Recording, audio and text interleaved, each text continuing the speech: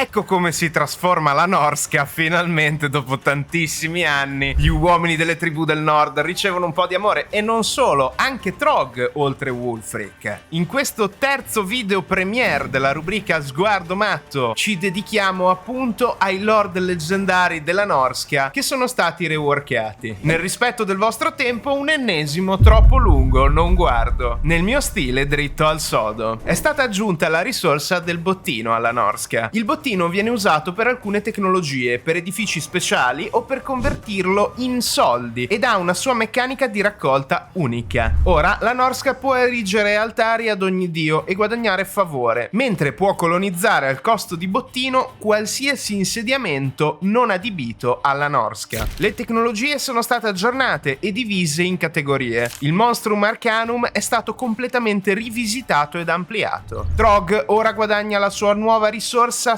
Sangue di Troll, che gli permette di radunare la sua mostruosa orda. Wulfric ha acquisito la capacità di navigare istantaneamente se in mare ed attaccare dal mare stesso con la sua zanna marina. Ci sono nuovi capisaldi, eventi e ricompense uniche per tutti i lord della Norska. Se avete trovato utile il troppo lungo non guardo, vi invito a mettere un like e condividere il video. Se volete invece restare ancora con me, entriamo nei dettagli di questo enorme rework. Iniziamo con le meccaniche di zanna d'inverno per il re dei troll, Trog, che ora ha accesso a tutta la sua meccanica dell'orda mostruosa e due nuove risorse. Il dominio del re dei troll, che ci permette di acquisire piano piano sempre più livelli per questa attivabile faction wide, che è simile a una WoG degli orchi e goblin, ma legata specificatamente a troll ed unità mostruose. Infatti, una volta che attiveremo questa abilità, avremo accesso a un secondo esercito in ogni esercito e potremo anche reclutare a grado maggiore e con più capacità globale più troll speciali. Tutte le unità con il tratto Sangue di Troll andranno ad aumentare la nostra nuova risorsa, Sangue di Troll. Non è l'unico modo che abbiamo per aumentare tale risorsa, infatti potremo costruire anche degli edifici speciali. Gli edifici speciali sono contrassegnati dal colore dei capisaldi e differiscono da insediamenti minori ad insediamenti maggiori. Ci sono due catene di edifici, una che genera sia dominio sia sangue di troll, mentre l'altra va a convertire il sangue di troll in introiti, utile magari quando saremo a scarsa quantità di bottino e denaro, ma avremo accumulato veramente tanto sangue di troll. Che poi in realtà non è sangue di troll, è tradotto un po' male, in inglese rende meglio in quanto è troll kind, quindi la genia, la prole dei troll, chi ha discendenza dai troll. Vabbè, non sto a fare digressioni in merito, comunque le tane poi differiscono in due varianti essenzialmente a livello 3 dell'insediamento, fra le rovine della grande fortezza che ci danno poco dominio troll ma molti più introiti e sangue di troll per turno, al covo labirintico che ci dà invece più dominio ma meno sangue di troll, più reintegro e più introiti da tutti gli altri introiti dell'insediamento.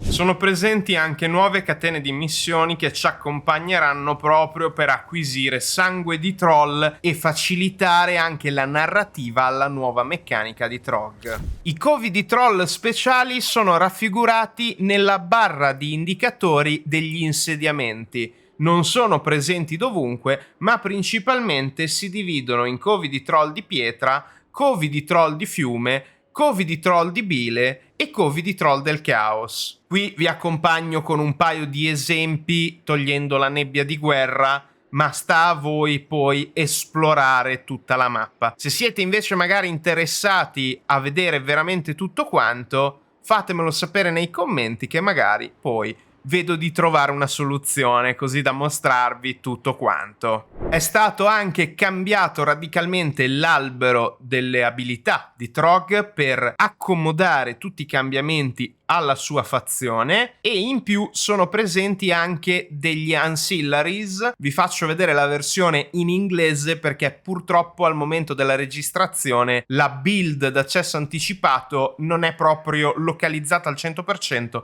e ci sono delle mancanze gravi. Comunque vi faccio vedere anche in generale tutta la meccanica, nulla di complesso, molto dritto, come rework, ma direi efficace. Dà a Trog un senso nuovo come re dei troll.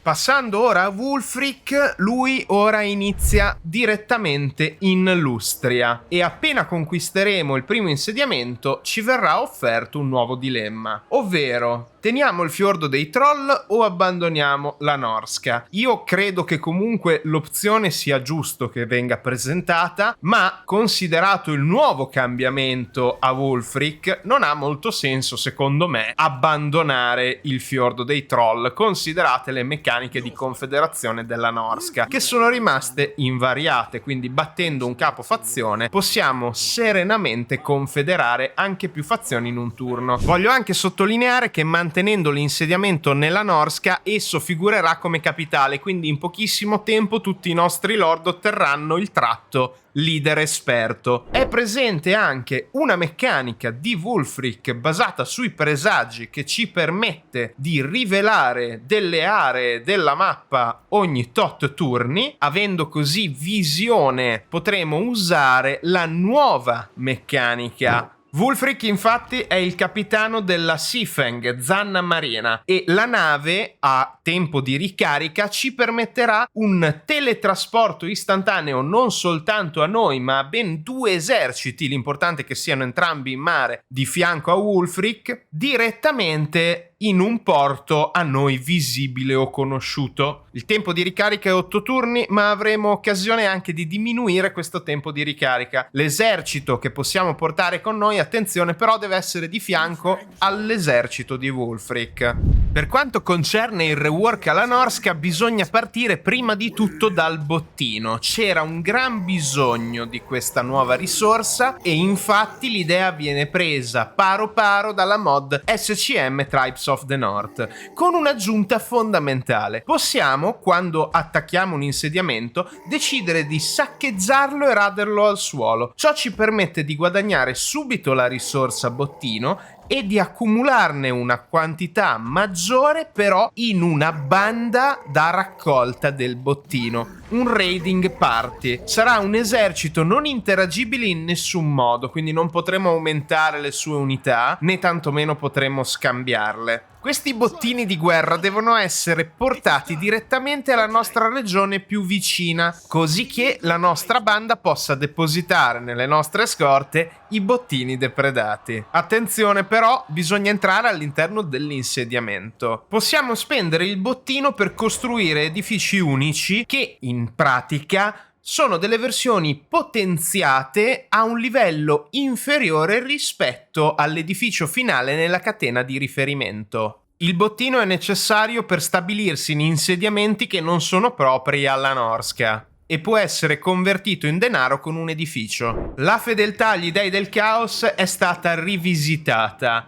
Ora dobbiamo avere determinati altari, che sono un'alternativa agli insediamenti standard, da dedicare direttamente a uno dei 4. Non si escludono con antipatia fra di loro, bensì la ricompensa finale che sceglieremo per prima andrà a bloccare tutte le altre ricompense. Quindi non potremo comunque accumulare 4 eroi o lord leggendari unici. Cosa fondamentale da notare è che in questo modo la Norsca accede a 2 unità di base dei guerrieri del caos, le progenie e i guerrieri relativi alla divinità scelta. Per reclutare tali unità è necessario costruire un edificio speciale all'interno di una regione con un altare. Ci sono un sacco di benefit comunque ottenibili in maniera molteplice se riusciamo a distruggere abbastanza civiltà costruendo altari per tutti e 4 gli dei del caos. Un'altra novità molto interessante è quella dei decreti del saccheggio, ottenibili tutte le volte che conquistiamo un insediamento. Sono 3 e uno di essi costa ordine pubblico, è forse quello che useremo di più fra tutti, soprattutto perché in Total War Warhammer uccidere le rivolte di solito è la cosa migliore da fare e per ucciderle bisogna farle scatenare, quindi dobbiamo avere l'ordine pubblico in negativo. Le altre 2 opzioni consumano bottino e hanno degli effetti unici che possono essere abbastanza situazionali. Enormi cambiamenti sono stati apportati anche alle tecnologie, che sono state riorganizzate e potenziate in 3 categorie. Usanze di guerra che vanno a potenziare tutte le nostre unità. Abbiamo poi la forza tribale che va a riassumere e unificare tutte le tecnologie infrastrutturali ed economiche della Norsca, ampliando le scelte in ogni fase della partita. Infine abbiamo le conquiste, che sono un riadattamento di quelle tecnologie che erano bloccate appunto da alcuni obiettivi nella Norsca precedente. Adesso addirittura abbiamo 2 opzioni: o vincere 10 battaglie contro una razza, oppure, come specificato, occupare la capitale della suddetta razza. Sono state integrate tutte quante le razze finora presenti nel gioco. Un altro gigantesco cambiamento è quello del Monstrum Arcanum, il libro della caccia ai mostri. Questa è simile agli eventi di Imric nella caccia ai draghi. È infatti divisa in fasi, dove poi dovremo interagire con degli eventi dilemma. Ci sono tutti i mostri aggiunti finora e battaglie uniche. La prima caccia gloriosa è obbligatoria e sarà sempre la stessa, ma ci consentirà di sbloccare le cacce per l'addomesticamento dei mostri. Inoltre, una volta che avremo proseguito il nostro percorso di caccia nel Monstrum Arcanum, sbloccheremo anche le cacce dei trofei, che ahimè non ho avuto modo ancora di provare. Quando avremo completato abbastanza missioni, fra cui molte ripetibili, attenzione, con tantissime ricompense differenti, potremo sbloccare un tratto definitivo. In futuro vi prometto che arriverà una guida al dettaglio sul Monstrum Arcanum. Infine sono stati aggiunti e rivisitati tantissimi capisaldi della Norsca, partendo dai più celebri, come la sala di Lost Eriksson e il suo tesoro sotterraneo a Skeggi, fino ad arrivare a un sacco di chicche, come la sala di Urslo e tutte le tombe di grandi condottieri della Norsca e del Caos